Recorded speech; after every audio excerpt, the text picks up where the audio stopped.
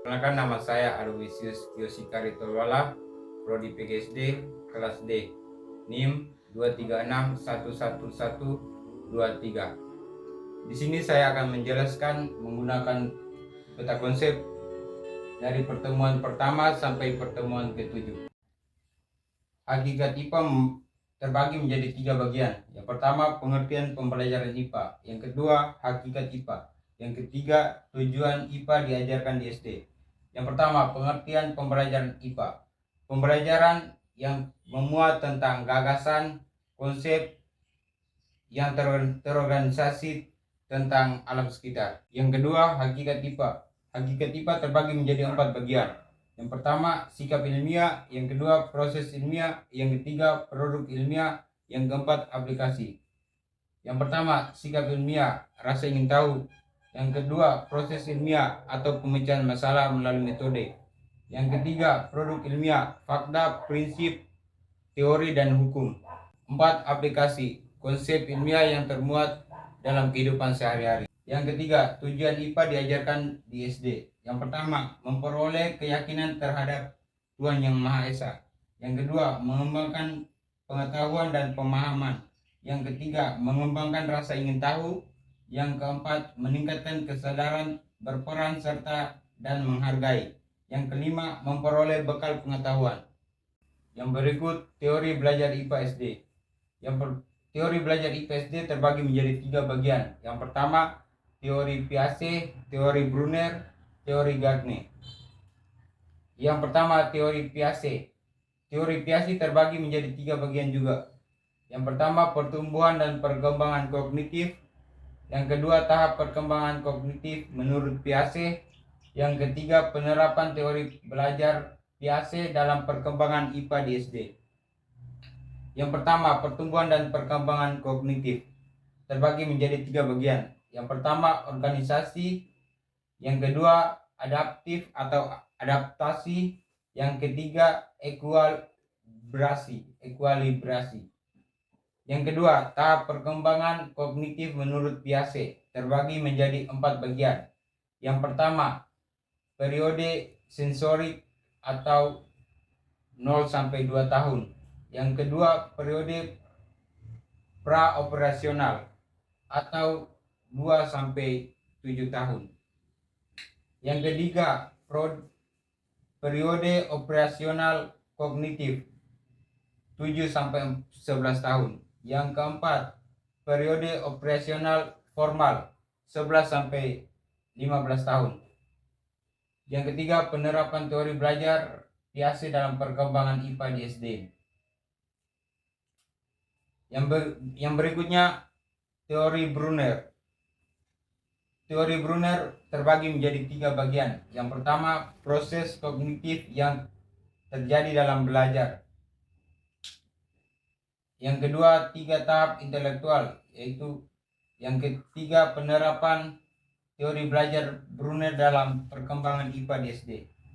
Yang pertama, proses kognitif yang terjadi dalam belajar, yang terbagi menjadi 3 bagian. Yang pertama, memperoleh informasi baru. Yang kedua, memproses transformasi pengetahuan yang diterima. Yang ketiga, evaluasi. Yang kedua, 3 tahap intelektual, yaitu pertama, inaktif, kedua, ikonik, ketiga, simbol. Yang berikut, penerapan teori belajar Brunner dalam perkembangan IPA di SD. Yang pertama, menentukan tujuan pembelajaran. Yang kedua, mengidentifikasi karakter siswa. Yang ketiga, memilih materi pembelajaran. Yang keempat, menuntunkan topik-topik yang akan dipelajari siswa. Yang kelima, mengembangkan bahan belajar. Yang keenam, mengatur topik. Yang ketujuh, mengevaluasi hasil. Terbagi juga menjadi 5 bagian. Yang pertama, merencanakan pembelajaran. Yang kedua, mengkaji materi pembelajaran. Yang ketiga, guru harus mengajarkan dengan cara yang simbolik. Yang keempat, guru berperan sebagai seorang pembimbing atau tutor. Yang kelima, menilai hasil. Tujuan belajar yang sepenuhnya ialah memperoleh pengetahuan dengan suatu cara yang dapat melatih kemampuan intelektual siswa. Yang berikut kita akan membahas tentang teori Gagne. Dalam teori Gagne ada 8 tipe belajar. Yang pertama, belajar isyarat. Yang kedua, belajar stimulus respon. Yang ketiga, rangkaian belajar. Yang keempat, asosiasi verbal. Yang kelima, belajar diskriminasi. Yang keenam, belajar konsep. Yang ketujuh, belajar aturan. Yang kedelapan, belajar pemecahan masalah. Dalam teori Gagne juga terbagi menjadi 5 kategori hasil belajar. Yang pertama, informasi verbal. Yang kedua, kemahiran intelektual. Yang ketiga, pengaturan kegiatan kognitif. Yang keempat, kemampuan motorik. Yang kelima, sikap. Dalam teori Gagne juga ada 4 fase. Yang pertama, fase pengenalan. Yang kedua, fase perolehan. Yang ketiga, fase penyimpanan. Yang keempat, fase pemanggilan. Yang berikut taksonomi tujuan pendidikan melalui Bloom. Terbagi menjadi 3 bagian. Pertama, ranah kognitif atau disingkat C. Yang kedua, ranah psikomotor atau disingkat P. Yang ketiga, ranah afektif atau disingkat A. Baik, kita akan jelaskan yang pertama, ranah kognitif. Ranah kognitif, kemampuan berpikir, kompetensi memperoleh pengetahuan, pemahaman, konseptualisasi, penentu, dan penalaran. Yang kedua, ranah psikomotor, kompetensi melakukan pekerjaan dengan melibatkan anggota badan, kompetensi yang berkaitan dengan gerak fisik. Yang ketiga, ranah afektif. Ranah afektif berkaitan dengan perasaan, emosi, sikap, penerimaan atau penolakan terhadap suatu objek. Baik, yang berikut pembelajaran abad 21. Pembelajaran abad 21 terbagi menjadi 3 bagian. Pertama, konsep pembelajaran abad 21 menggunakan 4C. Yang kedua, karakteristik guru abad 21. Yang ketiga, model pembelajaran abad 21. Yang pertama, konsep pembelajaran abad 21 menggunakan 4C. Yang pertama, berpikir kritis dan pemecahan masalah. Yaitu dalam pembelajaran kita harus berpikir kritis dan harus bisa memecahkan masalah. Yang kedua, daya cipta dan inovasi. Kita harus menciptakan pembelajaran yang kreatif. Yang ketiga, kerjasama. Kerjasama yaitu kita harus bekerja sama antara pendidik dan guru lainnya. Yang ketiga, komunikasi.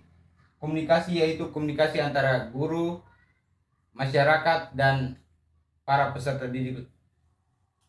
Yang kedua, karakteristik guru abad 21.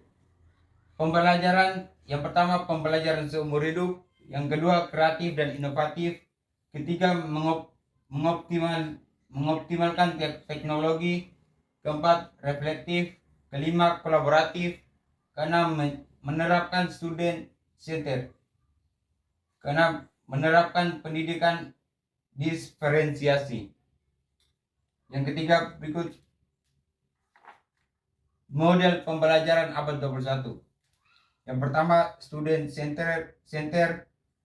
Kedua, discover learning. Ketiga, flipped classroom. Keempat, project based learning. Keempat, collaborative learning. Kelima, blended learning. Baik, yang terakhir, kompetensi guru abad 21. Dalam kompetensi guru abad 21 terbagi menjadi 4 bagian. Yang pertama, kompetensi pedagogik. Yang kedua, kompetensi kepribadian. Yang ketiga, kompetensi sosial. Yang keempat, kompetensi profesional. Yang pertama, kompetensi pedagogik. Kemampuan guru yang berkenan dengan pemahaman terhadap peserta didik dari pengelolaan pembelajaran, mulai dari merencanakan, melaksanakan, sampai mengevaluasi. Yang kedua, kompetensi kepribadian.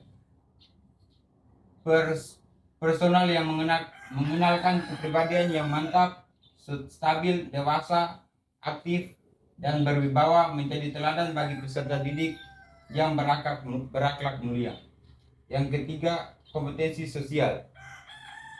Berkenaan dengan kemampuan pendidik sebagai bagian dari masyarakat untuk berkomunikasi dan bergaul secara aktif dengan peserta didik, sesama pendidik, orang tua wali, dan masyarakat lainnya. Yang keempat, kompetensi profesional. Kemampuan penguasaan materi belajar secara luas dan mendalam yang mencakupi penguasaan substansi isi materi, pembelajaran, dan substansi keilmuan serta menambahkan wawasan. Baik, sekian penjelasan dari materi pertemuan pertama sampai pertemuan ke-7. Semoga bermanfaat. Sekian dan terima kasih.